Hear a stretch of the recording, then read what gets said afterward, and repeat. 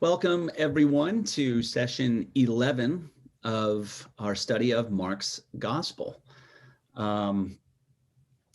Today really marks a transition point, a big one. So we've covered a bunch of transition points to this point in the Gospel. For instance, the transition points marked by geography, when he's crossing the sea or he hits this area. There's a lot of markers that Mark uses along those lines. Plus, then Mark also uses the delineations in the story that come, say, when Jesus talks about that he's going to suffer and die. So the passion predictions. Mark does that 3 times and sort of sets those types of stories apart. So we've seen sort of distinctions within the story. But chapter 11 marks the most significant shift in the story, because really the first 10 chapters are about the Galilean ministry. And now we've hit Jerusalem. He's been talking about it for a while. He's been kind of on the way for a couple chapters, but now we're in Jerusalem. So it's a different tone, tenor, different way of being. There's a lot of things that I wonder if you've already sort of noticed or picked up on in terms of the way Mark is telling the story and also the way Jesus is acting in the story. But if not, don't worry, because we'll be talking about some of that. But this chapter has some of the most famous events from not just the Gospel of Mark, but really just the story in general that the Gospels tell. They all have this sort of what we call the Triumphal Entry. And so we'll be talking about that, obviously, and what that means. And then in Mark's version, there's the cursing of a fig tree, there's the cleansing of the temple, and then there's this argument, once again, with the scribes and chief priests, which kind of just continues a pattern that we've seen the whole gospel, really, of Jesus interacting in oppositional ways with the religious leadership. So this chapter kind of sets us up for the rest of the gospel. And like I said, is a real shift there from what Jesus has been doing and the way the ministry and the teaching has gone up to this point, and the way it will look after this is quite distinct. So I'll just leave it at that for now, because we'll be getting into a lot, obviously, when we go through it. But just want to open it up to any of you at this point, any kind of noticings or questions that arose as you were looking at this material for this week. Horty. One of the things I noticed was that when Jesus told them to go into the town and get the colt, it says after they spoke, they said exactly what he said to say. Yeah. And that was like a first for me. That's a really good noticing. And in fact, we will be seeing this sort of pattern of a much tighter sort of Jesus saying something and people either doing it exactly, or we'll also see Jesus sort of saying something and then it sort of prophetically comes true. Immediately. There's like a real tightness to this. And it's a powerful way of conveying the story, and in particular, conveying Jesus' authority in the midst of all the so-called authority of those around him. So it's a really wonderful comparison point that Mark uses, and this is one of those first instances, but it's really good noticing that the instructions he gave were actually followed to a T. And were exactly as he said. And that, again, illustrates his authority. I think I saw Bonnie. Yeah. A couple of things, you think this is really, really familiar, and then you read it and it's like, I never noticed that before. And the first thing's the fig tree, which is a well-known story, but I thought, I don't get this. It's not the right season to bear her fruit. I got a whole yard full of stuff that's not in bloom. And I go out and I add mulch and I try to tend it so it'll be in bloom later. Instead, he's just like, you're never going to bear fruit again. And they go back by it and the thing's dying. And I'm like, I don't get that at all. It just seems like the opposite of what makes sense. And then the other thing I noticed was, I've always heard this from the King James, where he's coming in, it's the Triumphal Entry, and they always say, Hosanna. And I guess maybe I didn't know what Hosanna meant, because in the New Testament, it says God save him instead of Hosanna. And I'm like, well, to me, that I always thought Hosanna was sort of like praise or something. I never thought of it as being God save him. So did they know that everybody was after him and that he was in danger? And then the other thing that I never noticed, and maybe it isn't important, is that they not only threw down some cloth, but they threw down some twigs. And I thought, what was the significance of that? But maybe it was supposed to be palm branches, because that's what I'd always heard. Yeah. So maybe that doesn't matter. Well, it all matters. And okay, you just said, and you have a gift of saying so much in a short amount of time. I will give you so much credit for that. I want to say this. Your first comment was music to a teacher's ears, because whenever a student or someone that's really approaching this type of work with integrity comes and says, I thought I knew this story, but then I read it and it's like something opens up new. That to me happens every time. It happens every time I read the Bible, let alone when we as lay people or as people that sort of do it only intermittently. So that to me is music, because that means we are open vessels to sort of receiving some of the newness and to having maybe some of our old understandings challenged. You mentioned one of them that you probably aren't alone in, and that whole idea that a lot of us, we think of the word Hosanna as being a word of praise, a word of welcome, a word of laud to a coming king, an arriving king. And actually the word literally does mean save us, and it's a recognition of that sort of messianic expectation that the one who would arrive was going to save them in the way that sort of David and the messianic, the sort of militaristically kind of saved them. There was that element to it. But it also is a really interesting choice of words, because when we think of, what is it that saves us? And what has Mark shown us so far about what saves those who are healed and those who are good soil? It's not the typical thing. So it's really allowing an interplay here of seeing, okay, this is a picture of what they expected, and they're welcoming in Jesus in this way, but it's a completely different sort of means of living out their own expectations. And so as we look at this, we will see, we'll be able to compare the things that we think it means, or that we were told it means at one point in our lives, or maybe what Mark's really trying to say, or what the culture expected. All those different things come into play. So thank you for bringing that up. And we will talk about the coats and the branches stuff too. The fig tree. Yeah, and the fig tree. Yeah, we'll be talking about that. Oh, yeah. Kathleen. Well, in my Bible, now that Bonnie said that, it does say that the Hebrew expression Hosanna means save, but it became an exclamation of praise. And so Perry, with his Google, was looking it up too. They didn't even use the word save in Google. They just said that it was, which, because that's how we were always thought of it, as praise, like Bonnie thought. So It sounds like it was originally saved, but it became an expression of praise. Yes. Well, it's an expression that's very much connected to the messianic expectation of the one who would arrive to save Israel. But again, that definition of what does it mean to save? That's where Mark is kind of playing with, that's what this whole gospel's about. That they had expectations of who the one to come would be. And Mark is presenting Jesus as the one to come, and he is not at all what they expected. Okay. So that's coming into play here. But yeah, the phrase is one that does convey kind of a praise, kind of a laud, a welcome of the coming king, but it literally means save us. Anyone else? Any other, just something even that's not necessarily related to this particular chapter, but just the overall flow of the way Mark is shaping his narrative so far? Anything else that's come up?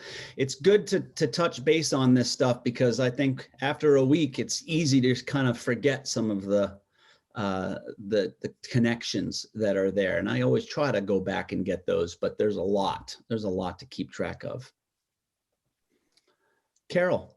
Well, that's why the outlines that you're putting, that is so helpful. Thank you for doing that. Good. Yeah, I'm glad. And I'm glad you mentioned it weeks back, because I've been trying to be good about sticking with that, so that you can always kind of just have those and, kind of see some of the places of connection. Yeah. All right. Well, I'm excited to get into this. So I need at least, let's say, 3 readers. But if someone else is excited, we can do 4. As I looked at the chapter, it's not quite as long as, say, last week, but 3 or 4 readers for our chapter will be wonderful. Horty? Bonnie? Marilyn? And that's probably good, unless someone was really excited. Okay. All right. Well, let's jump over to the chapter then of Mark 11. And Horty, would you please read up through just that whole first section called Jesus' Triumphal Entry into Jerusalem? When they were approaching Jerusalem at Bethphage and Bethany, near the Mount of Olives, he sent 2 of his disciples and said to them, "Go into the village ahead of you, and immediately as you enter it, you will find tied there a colt that has never been ridden. Untie it and bring it. If anyone says to you, 'Why are you doing this?' just say this, 'The Lord needs it, and will send it back immediately.'" They went away and found a colt tied near a door outside in the street. As they were untying it, some of the bystanders said to them, "What are you doing untying the colt?" They told him what Jesus had said, and they allowed them to take it. Then they brought the colt to Jesus and threw their cloaks on it, and he sat on it. Many people spread their cloaks on the road. Others spread leafy branches that they had cut in the fields. Then those who went ahead and those who were following were shouting, "Hosanna! Blessed is the one who comes in the name of the Lord. Blessed is the coming kingdom of our ancestor David. Hosanna in the highest heaven." Then he entered Jerusalem and went into the temple. And when he had looked around at everything, as it was already late, he went out to Bethany with the 12. Thank you. Bonnie, would you read the next 2 sections, starting with Jesus curses the fig tree?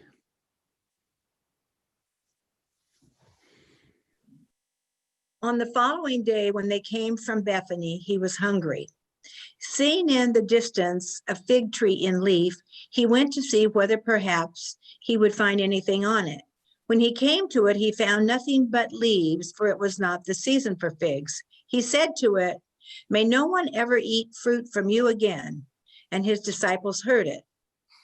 Then they came to Jerusalem, and he entered the temple and began to drive out those who were selling and those who were buying in the temple.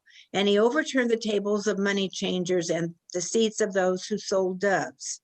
And he would not allow anyone to carry anything through the temple. He was teaching and saying, "Is it not written, 'My house shall be called the house of prayer for all nations'? But you have made it a den of robbers." And when the chief priests and the scribes heard it, they kept looking for a way to kill him, for they were afraid of him, because the whole crowd was spellbound by his teaching. And when evening came, Jesus and his disciples went out of the city. Thank you. And Marilyn, would you please take us home?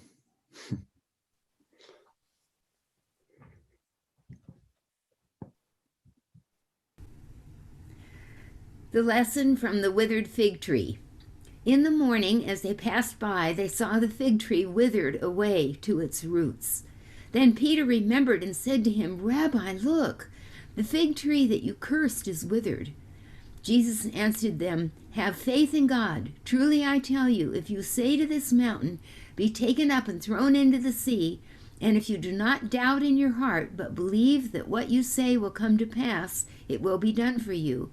So I tell you, whatever you ask for in prayer, believe that you have received, and it will be yours.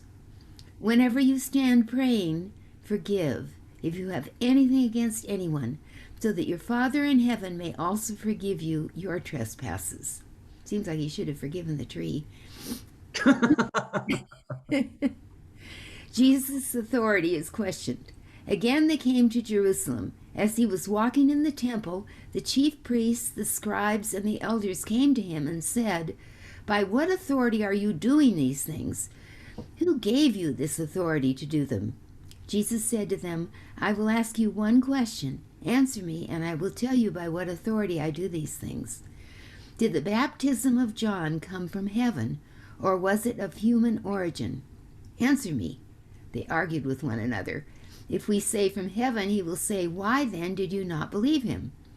But shall we say of human origin?" And they were afraid of the crowd, for all regarded John as truly a prophet. So they answered Jesus, "We do not know." And Jesus said to them, "Neither will I tell you by what authority I'm doing these things." And then there are a bunch of footnotes. Exactly. Thank you. Thank you. I love that exchange. I've always wanted to find a way to, like, when I was younger, like if I was ever questioned on something, to use some type of that logic. I've never quite found the opportunity, but I just love that exchange and the brilliance of it. But we'll get to that. So, all right, first thing, I wonder if anyone's noticed here. At the outset, the triumphal entry portion, what types of shifts in Jesus' way of acting do you notice in this compared to the way he's acted before? Horty and then Carol? He's certainly very directive. Okay, very directive. Yes, absolutely he is. Carol, did you want to add to that? Well, I noticed usually the crowd was coming to get something from Jesus. They wanted something from him. Now, this time, they've kind of turned it, and they're not asking him to do things. They're praising him. Yes, and there's a reason why they are there this time that's different from, like you're saying, than the reason they're there in previous sort of encounters with Jesus. What you'll notice here is, for the first time in the gospel, Jesus has made a public spectacle of himself. This is a very public thing. This is very symbolic. And remember, how has Jesus approached all of his interactions with people prior to this? Don't tell anyone, keep it a secret, let's keep it on the down low. It hasn't always worked. It's most often been foiled, which is the whole point. But this is the first time where he's like, you know what? I'm stepping into a public identity. I'm going to do something that is intentional and out there. It's an opposite move. It's no longer that secrecy kind of thing. Okay. That's a significant, the significant move there that he's making with this very public spectacle. So the crowds that are gathered because he has made himself symbolically to sit on this colt, this donkey. And why? Who can tell me why he comes in on such a beast? What's that connect to? Humility. It is humility, but there's a specific reason why he rides that I know you've heard and I think we're aware of, but I just want to make sure we make the connection, because Mark is relying on this understanding that his audience sees here. Bertie? It was a prophecy. I think Isaiah. Close. Well, Zechariah. Zechariah. Okay. It's Zechariah chapter 9, verse 9. So Zechariah 9:9. Okay, and I have it in the notes, but it talked about how the coming Messiah would be coming on a humble steed, and it's Hebrew poetry. And so it's written that he'll come in on a donkey, on the foal of a donkey or something like that, or on a colt, and then on a donkey.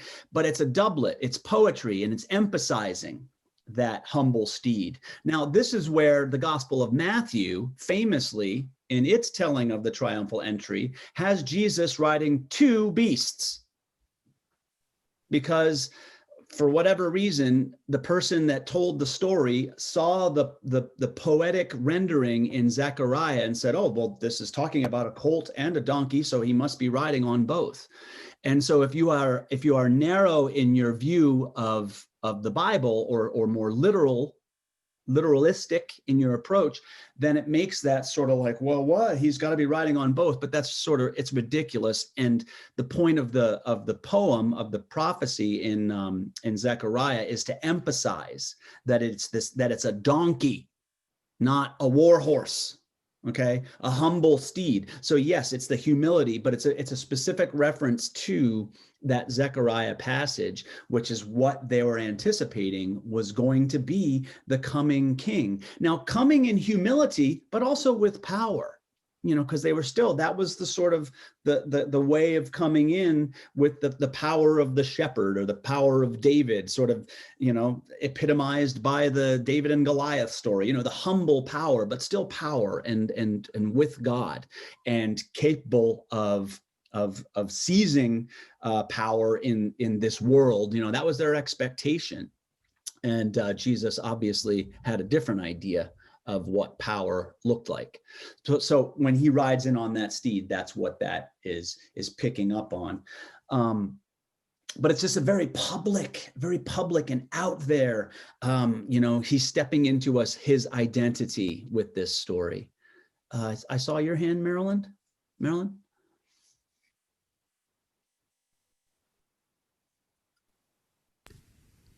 It's our reading of Mark that has made me aware of something I never noticed before. And like Bonnie was saying, I've read it a bunch of times, and never really noticed that. And Jesus is just exhibiting what I would call some very human characteristics.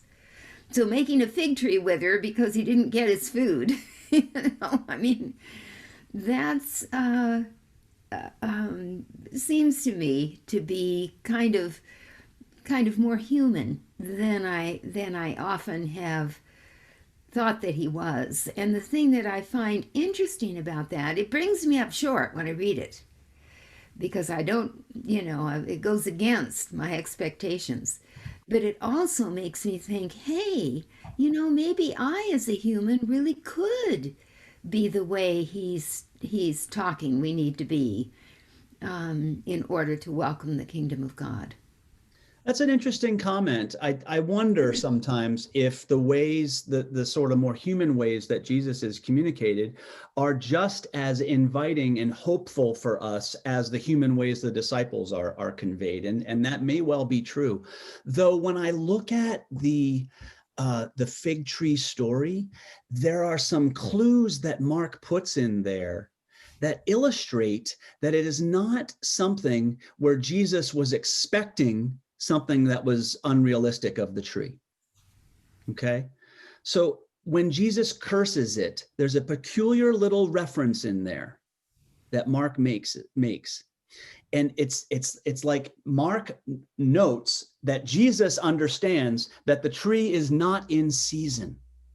Okay, that's very specifically noted. Now, why would that be noted? Well, it's to say that Jesus knows that it's not about the fruit of this tree. So what is the point of him cursing this fig tree? What is the point of it? Well, Mark, by saying it's not in season, is saying it's a symbolic purpose that he's cursing this tree. He's not cursing it because it didn't produce fruit. But who are the ones that are not producing fruit in the gospel story? Jay? The elders of the church. Yep. And Jay?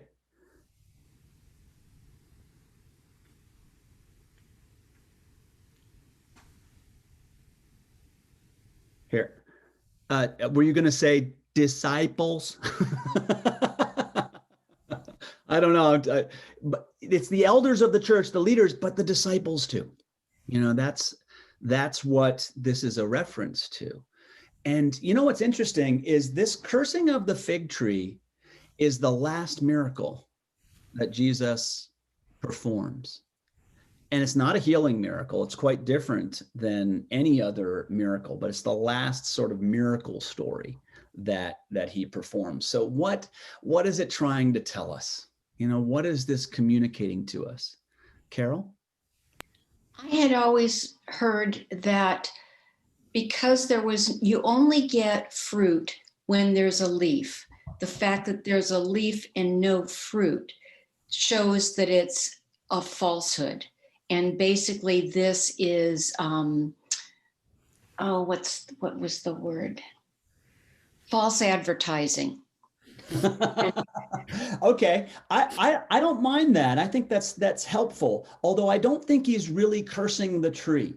It's not really about the tree here, but I do think the tree is symbolic of something, and false advertising might be a good word for those who are rocky soil.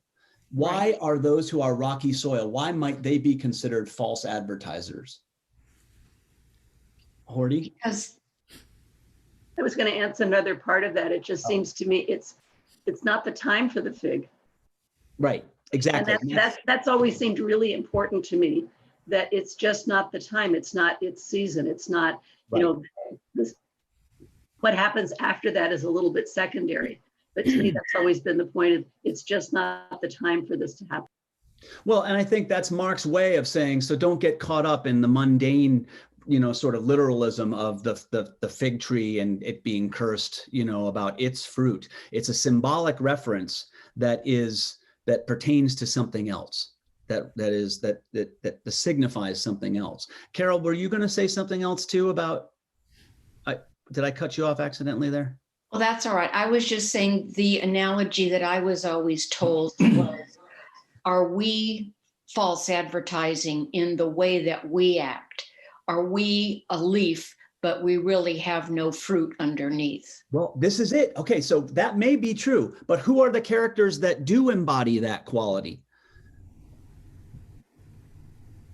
Who? Yeah. The disciples. The disciple, exactly. Yes, that's it. That is how, and it's really a powerful connector there, that story on one level, very much, the fig tree is very much like the disciples.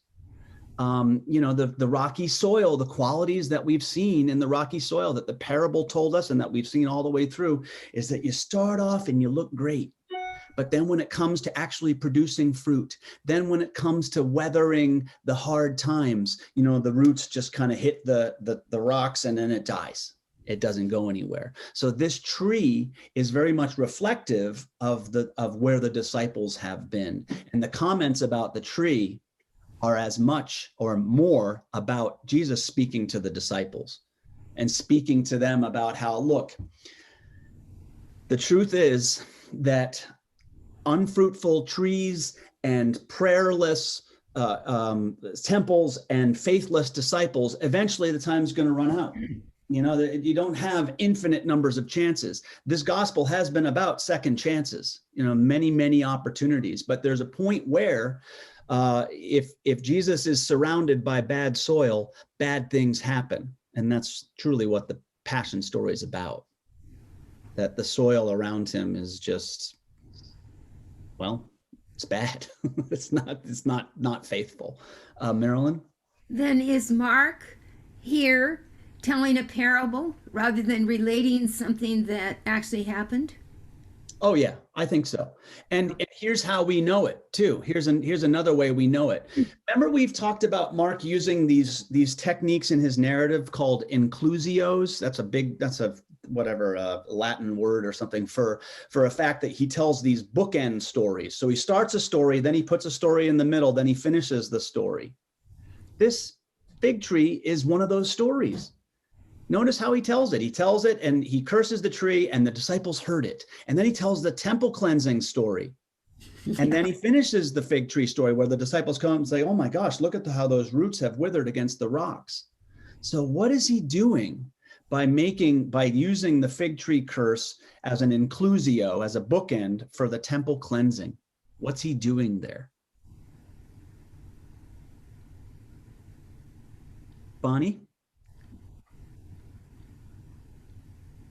Well, I think the story of the temple is sort of what you were saying about the rocky soil. This is happening at the temple. This is happening at the church, but But what is the motive behind it? These are the people that are thought to be religious people, but they're really out. It sounds like their real intent is to make money, or at least that's part of their goal. And so are they really demonstrating a true dedication to God, I guess? And so by putting the other stories sort of on each side, sort of tells what happens, and eventually they just wither and die. Yeah. That's excellent. Very good. I'll have comment on that, but I see also Boyce with his hand up, so I don't want to step on what he will say. Go ahead. I'm sure it's powerful. Make sure your mute is on or off. It seems to me that the temple story, there's a time for selling things and making money in the temple, and then there's a time for religious activities.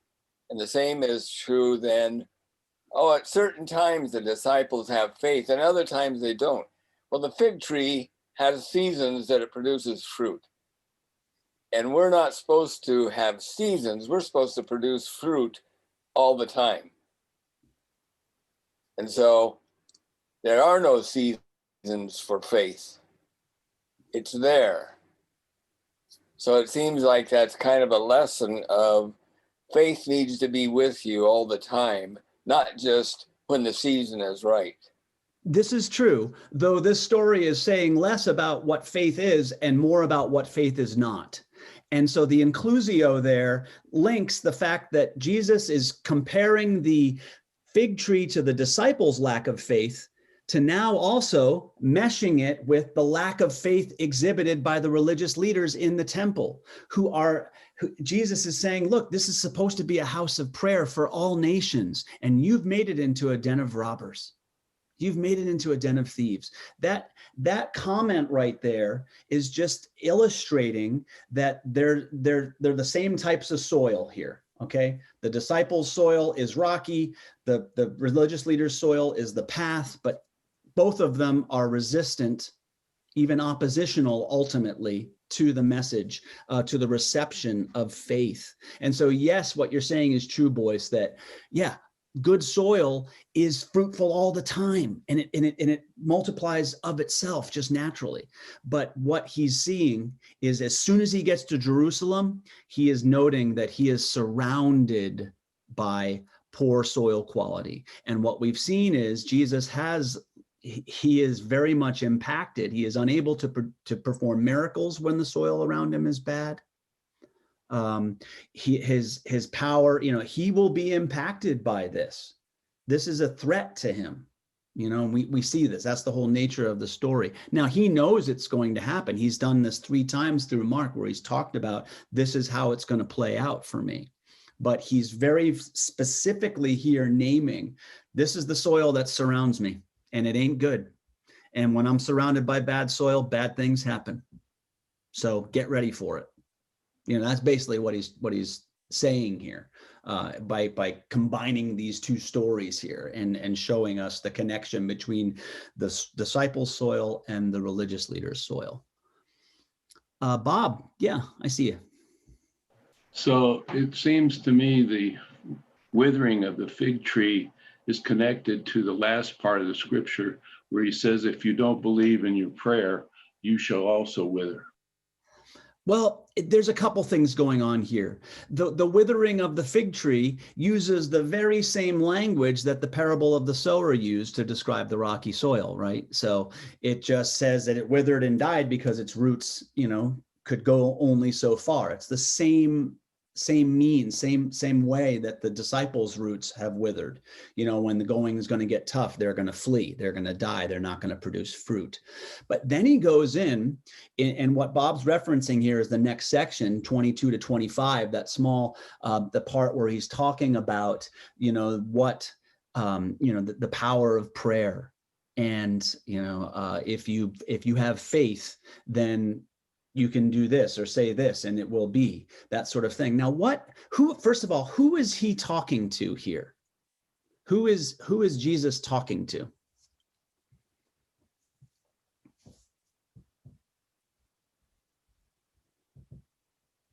It's not meant to be a trick question, but I understand how this goes, because it's a lot of layers here. There's a lot of layers. He's speaking on one level to the disciples, but this really isn't for them.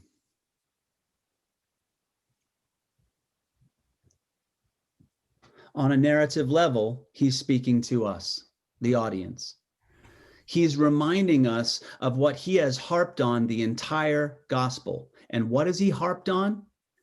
He has consistently said that miracles never induce faith, but faith must be present first before some type of healing or some type of wholeness, or that is what is necessary for the good soil to produce fruit. Faith is a prerequisite. Okay. God doesn't go showing off, making miracles to induce faith. It's not how it works. So this is a very explicit reminder of a pattern that Mark has shown us the entire gospel. And that is that faith must be there first. Miracles are never the cause of faith. They are only the result of faith. That idea. And that if, he takes it further, that it's not just about having faith, but it's also about this attitude of prayer and forgiveness that he adds into it too. That, our ability to be forgiving ensures divine forgiveness. So it's this way of saying that God isn't trying to manipulate our will by giving us these miraculous signs. God's not enticing us with unexpected gifts so that we'll have faith. And God is not trying to induce any kind of forgiving spirit in us through anything like guilt.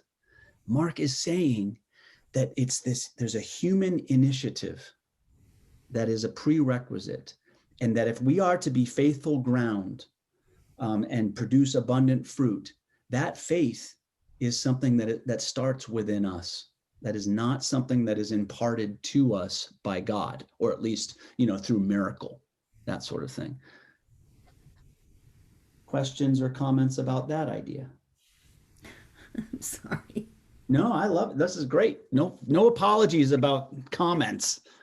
Go ahead, Marilyn. It seems like I talk too much, but anyway, there's another piece to miracles for me that I want to share, and it seems very real. And that is that something can happen, and I can think, oh my goodness, a miracle. I'm just aware that partly because it's something I never would have anticipated, and it just fits in a whole bunch of really wonderful ways that I wouldn't have been able to create. Mm-hmm. But it's only been recently in my life that I have thought this way. In the past, I would have just thought, coincidence. Isn't that an interesting coincidence? But I don't think that way anymore. Yeah. And so it has a real effect on me, and I think it has a greater effect on my life. But it's not me with the faith bringing the miracle about. It's me with the faith to recognize it when it happens. Yes. I think that's very important. That a miracle in Mark, when you go back and look at the miracle stories or the healing stories most often, it's not just that a healing happened and whoopie-doo, yay, I'm back, I'm cured. No. Look what a miracle does. A miracle returns someone to the community. It returns them to wholeness. It helps them find their voice. It helps them to see with deep clarity. It helps them to hear in ways beyond the mundane, simple ways of hearing, but really deep. That's what miracles do. And so what you just named, there's lots of room for defining what a miracle is. But what a miracle does is it changes us. It transforms us. It draws us into community. It draws us into compassion. It draws us into humility and to serving one another, to reaching out, to moving outside of ourselves in our selfishness, our self-centeredness. Go back and look at the miracle stories, and that's always what miracles do. They're not just stories of, wow, look at that trick that person's cured now. Yay. It's not about that. It's about that it leads them to that deeper understanding of what it means to be alive and with the spirit of faith guiding us. That's where miracles really have their miraculous power. Anyone else? Any other thoughts about that? Horty? As I was reading the end passage, it reminded me, excuse me, of what I've often been reminded of, and that is we don't change God through prayer, but God changes us through prayer. And so it doesn't necessarily mean that mountain is going to go into that ocean. It means that my relationship to whatever that mountain was is going to be improved or changed or modified in some way. That it's not sort of the name it and claim it theology of anything I ask for in prayer, I'll get. But what are you really asking for in prayer is for communication with God, connection, transformation of ourselves. Powerful. Yes. I think that is what Mark is trying to communicate, that miracles and prayer, the attitude of faith doesn't change God, it changes us. And it then allows for a co-creation of fruitfulness to be born. And so it's way bigger than just how we often treat miracle in our culture. And that is pray for something to happen to us where it's often cure.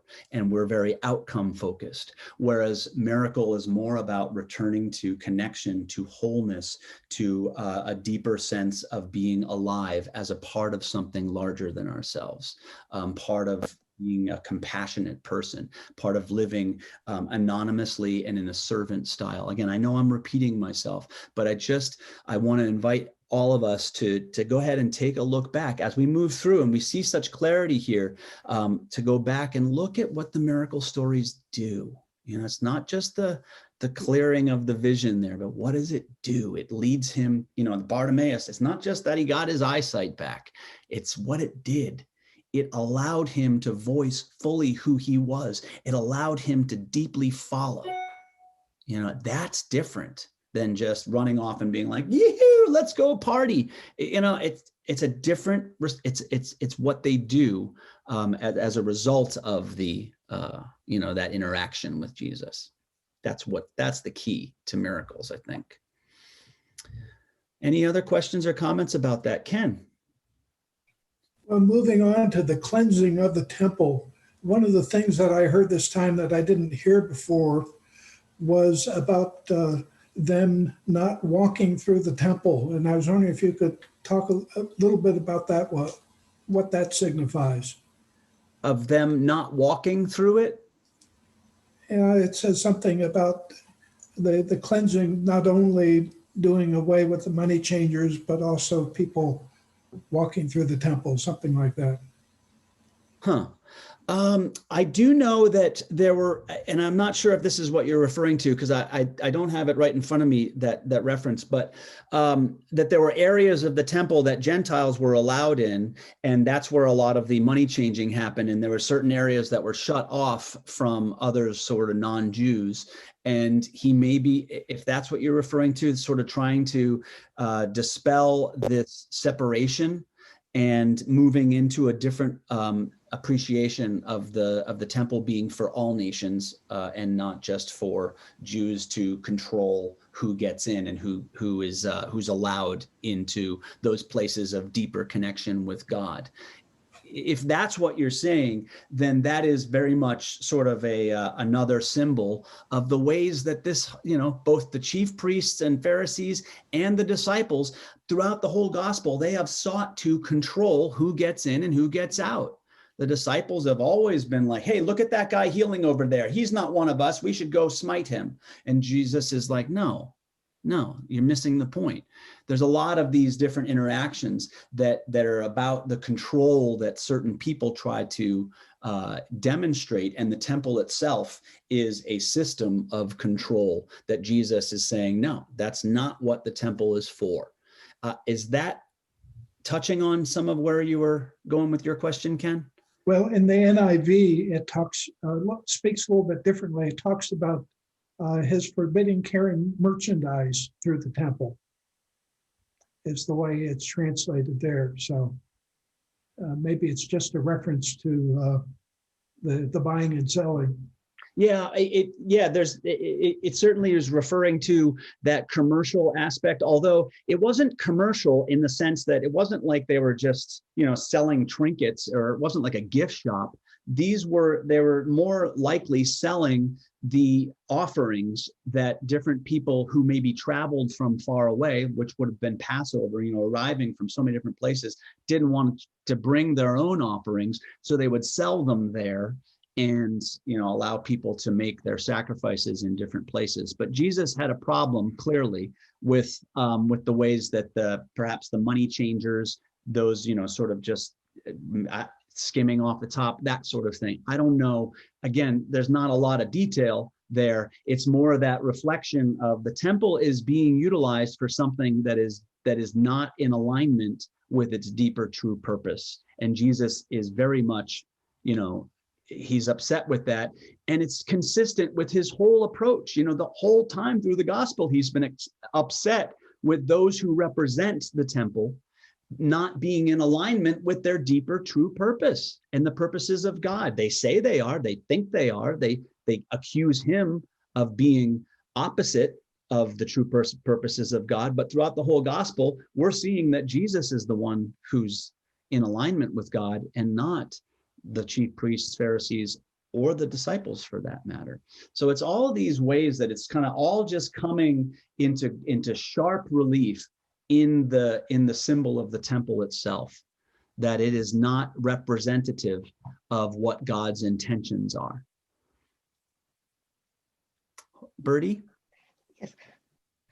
What Ken was saying, my version says they were using it as a thoroughfare for carrying goods.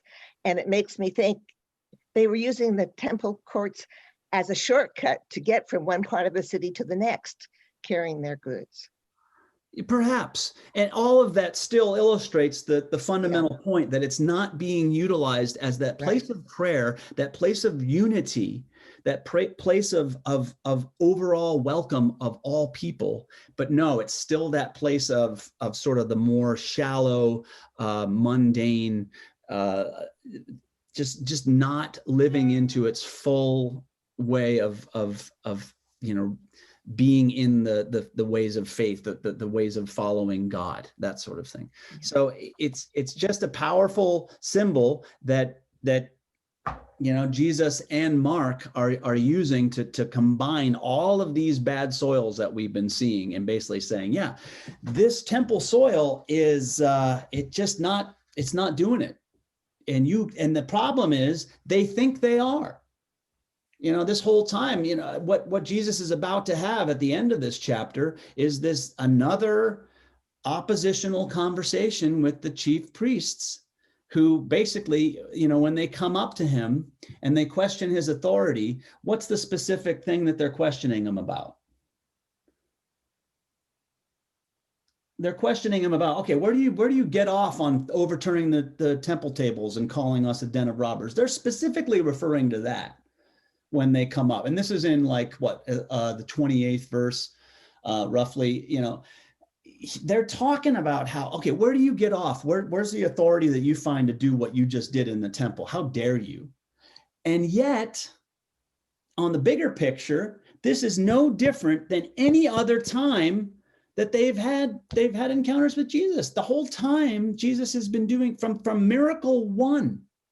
What's the question that the chief priests and the scribes and Pharisees said? By what authority are you doing this? They have remained monolithic in their opposition. It's not changed at all. There is really nothing unique in their questioning of him at this stage as it was from the outset. By what authority? They don't get it. They've been asking that same question. They can't see it. We see it as an audience, because we've got the whole picture. But this group, my goodness, they just can't. Horty? Because their power is in authority. That's their whole trip, is that they are the authority. And so they're asking about authority, not because they want to know, but to show that they have supreme authority, at least in their viewpoint. Well, and they're motivated by all the wrong reasons then, as are the disciples.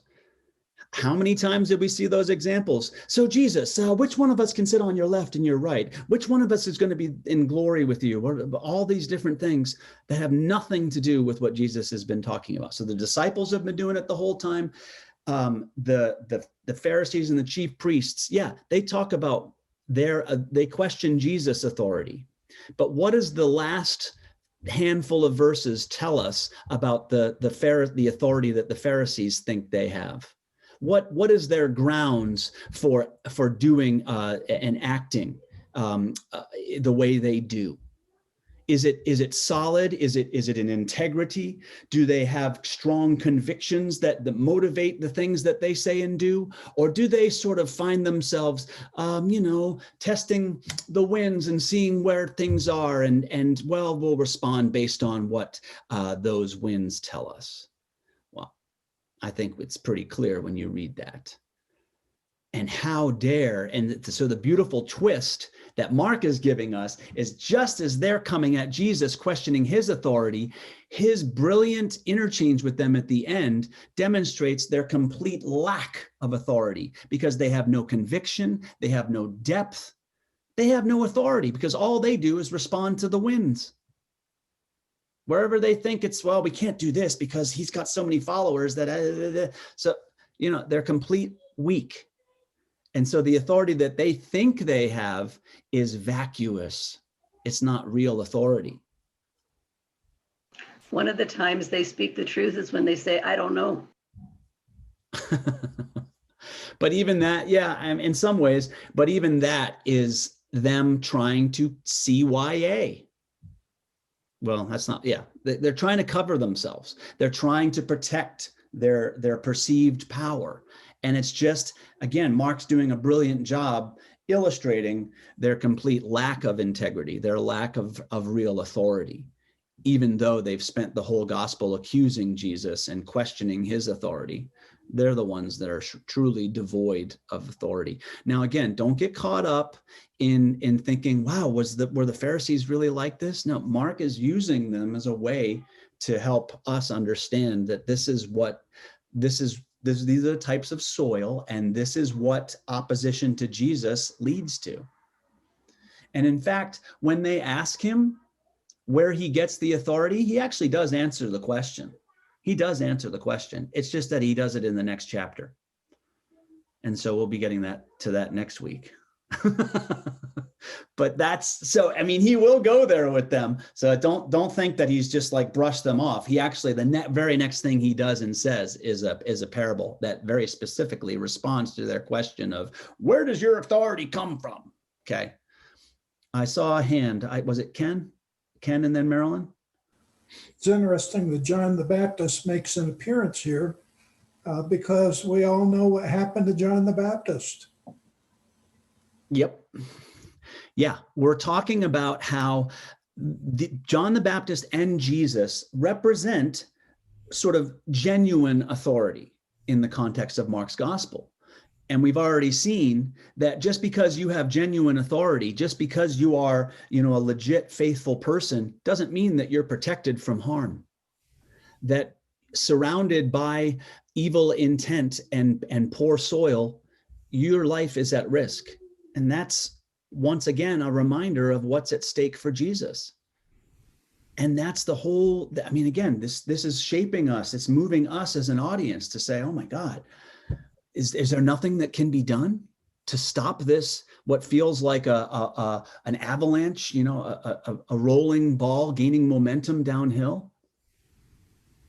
What am I going to do? Oh my gosh, that's what he's kind of engendering in us. What kind of a soil am I?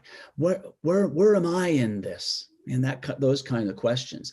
And he's asking us to stay focused with him. And the beautiful thing is, this is all about how the disciples are rocky soil, and when the going gets tough, they flee. But as an audience, as readers, we stay present. We don't flee. We stay with him the whole time. And there's something so powerful about that. Mark is shaping us to be, a real disciple. He's shaping us to know what good soil looks like. And by the end of the gospel, in the way it's resolved, it really comes to that focal point. It leaves us with that question. But we'll get there. We'll get there. Because we're getting shaped here. We're getting moved to a point, because it's going to get tough. And the passion story doesn't get easier. It doesn't. From here on out, Jesus is surrounded by opposition and rejection. Whereas in the first half of the first 10 chapters, it was about the crowds and the success stories and that sort of stuff. But now it's gotten real. There's no more disciples to be made. There's no more confessions. Oh, actually, no, there are real confessions of who he is. Whereas before we got the like Peter's confession, which was like, oh, it sounds great. Oh, but then he's obviously missed it, that sort of thing. We see some real confessions later in this, but it's just changed. The whole way of the telling of the story is now much different, markedly different from where it was when it was in Galilee with the teaching and the healing ministry. Now it's about, how do we walk through these things? How do we go through this? What does good soil do in the face of persecution, of when the times get really tough? What does bad soil do? We get to see it, and we're starting to see it. Any other questions or comments? Marilyn? As the temple people are discussing how in the world are we going to answer, they sound so political to me. Yes. Yeah, and that's the whole point, is that they're testing the winds rather than being rooted in any kind of conviction, And we know from the beginning, like from chapter 3 or 4, that they've been plotting to kill Jesus. That's been their MO. All of their questioning of him, that's in the background. There's not any time that they have approached, at least en masse. There's been like Jairus and some other, that have been shown to be good soil. It's not just that all Pharisees are bad, but when they're presented as a group like this and they come up and they question Jesus, it's always antagonistic. It's always with that sense of trying to trip him up so he'll end up like John. And that's what they're trying to do here. And he once again foils them and demonstrates not only that he kind of turns it back on them, but he reveals their own lack of authority, which is what they're accusing him of not having. It's brilliant storytelling, and it's a powerful illustration of the authority and the power that Jesus has, even in this, way of demonstrating this humble servant type of power. Well, Mark hopes it's convincing. Mark hopes it's convincing to us, because that's what matters. The characters in the story are one thing. What we do with this is what Mark's ultimate concern is. Any other closing comments? There's a little bit of a shorter chapter, so I know we're half an hour less than our recent classes. What a novelty. You're going to have extra time this morning, but a couple more comments. Bonnie, I saw, and then I think one more. Well, I was kind of thinking along the same lines Marilyn was, that it seems like they want the power, but they want to say whatever it is that's going to give them that power, rather than standing for a firm belief. And as the Passion story goes on, and after after Jesus is arrested, he gets passed back and forth between, I think it's Herod and the high priest and Pontius Pilate, and nobody wants to really stand up. It's, kind of like, what's the crowd going to say? What's going to make me the most popular? Not what they are, give me the most power, not what they are really convicted about, what right and wrong. Yes. And that's the point, because those stories and that passing back and forth of Jesus is an illustration of that's what thorny soil looks like. It's like you're so close. And as an audience, we see that. We see how that plays out, and we recognize that, wow, how am I responding? How do I respond to these things? Do I respond out of a deeper sense of conviction, or do I wait for the popular choice? It's inviting all of that reflection, and ultimately it's our choice to make. What type of soil are we? And so all of that machination that's going to happen to Jesus, that's starting now, are illustrations of what happens when the unfruitful soil interacts with the seed. It just doesn't work because you get caught up in all these other means for making decision, and they don't lead to fruitfulness. They lead to fear. They lead to evil consequences. They lead to death. And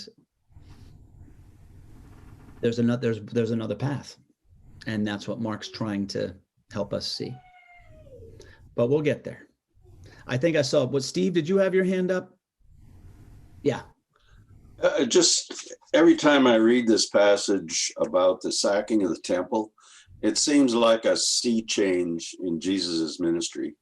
Because previously he was mostly in rural settings with ever increasing crowds. But I think the news of that would appear on like page 8 of a newspaper. But when he comes into Jerusalem on the back of a colt, and then he goes to the temple and sort of sacks the temple, he's moved to the front page. You're absolutely on it. We said it with the arrival on the colt, the triumphal entry, that he was just sort of stepped into this more public phase, and this is a very public act too with the temple. But what's interesting is it's not inconsistent with his whole MO before this. Yes, he's been out in the rural areas. Yes, he's been out in Galilee. Now he's in Jerusalem, surrounded by all of this poor soil quality.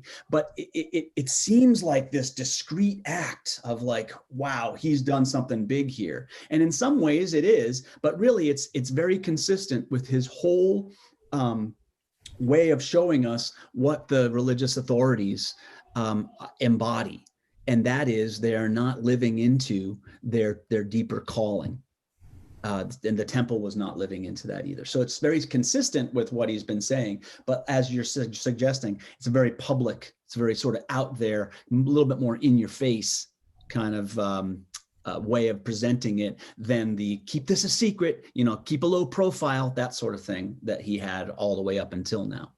Also, it's using today's word, it's kind of seditious what he did. Well, he would say that what they were doing, because he really didn't do anything except flip some tables. He wasn't. This is a story that is trying to tell us, again, something that we already know. This is not like, oh my gosh, to us, as we see this, because this is just him. This is another way of communicating the same thing he's been saying the whole gospel.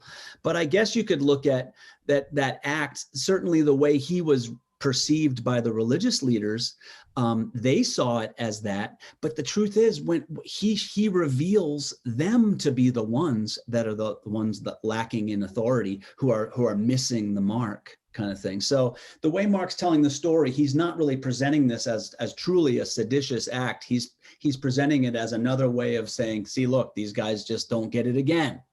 They miss it again because they are incapable of seeing who Jesus is. They always have been, and their only attitude towards him is they just want to get rid of him from the beginning.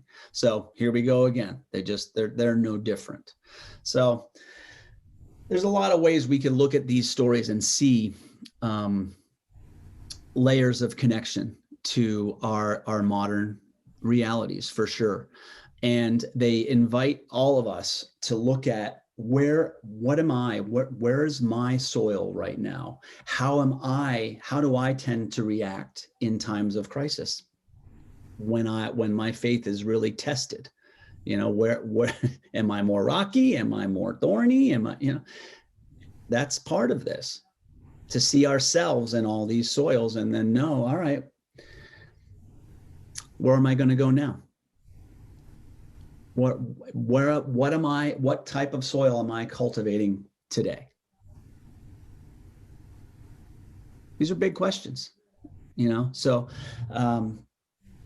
Mark is hoping that we will see clearly what the ramifications are, why this is so important for us, that it's not just, kind of sit back and wait and watch, that there's some things that are going to happen. And we're seeing that it's sort of, things are closing in on Jesus right now. There's a real threat to him, and we have a part to play.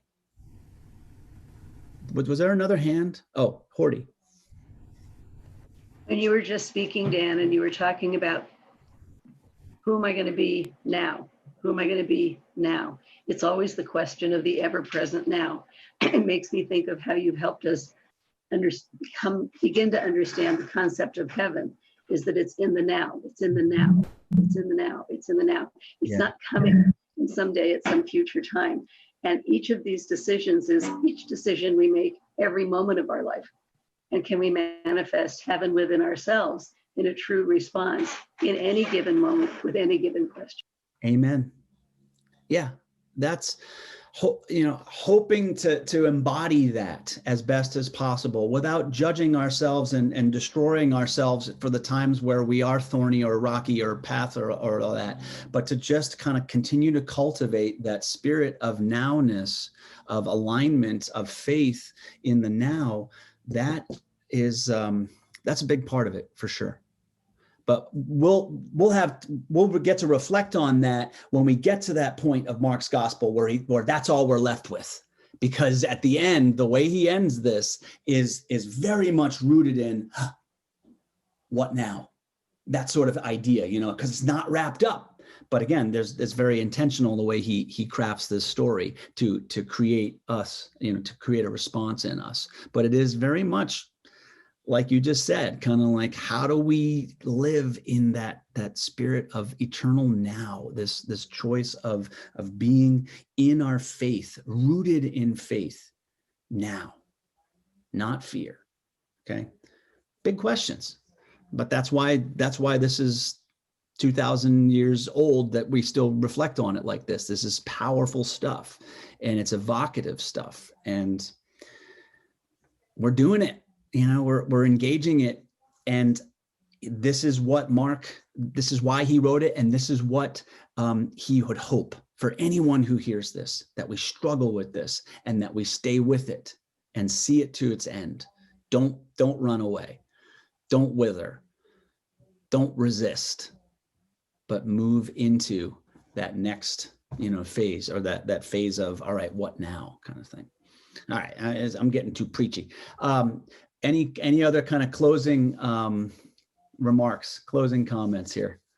I think I've asked that like 5 times now, but I kind of don't want this to end. That's so. All right. Then for next week, we are doing chapter 12, and I see Bob's hand up. I just want to say your preachiness is really helpful.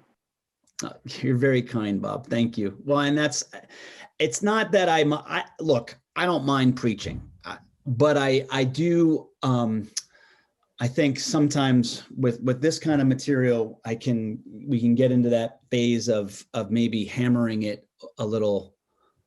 I think you get it, or that some of this stuff needs time to just sort of sink in. So that's my sensitivity, is like, I don't want to over talk some of this, because there's a lot that I think just needs time to kind of go, and we need to sit with it and reflect on it.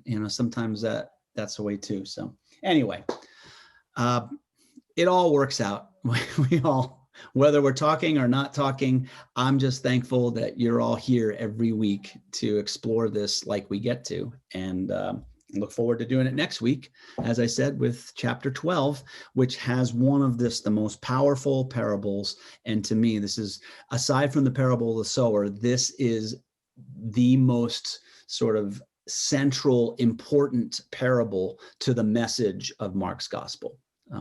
There's a theological message here that's very, very important. So the parable of the wicked tenants, that's going to be something we cover next week. But until then, I hope you all have a wonderful, safe, healthy week. And thank you all, as always, for being a part of this. Thank you, Dan. Thank you, everyone. Bye, everyone. Bye. Bye. Thank you, Dan. Thank you, everyone.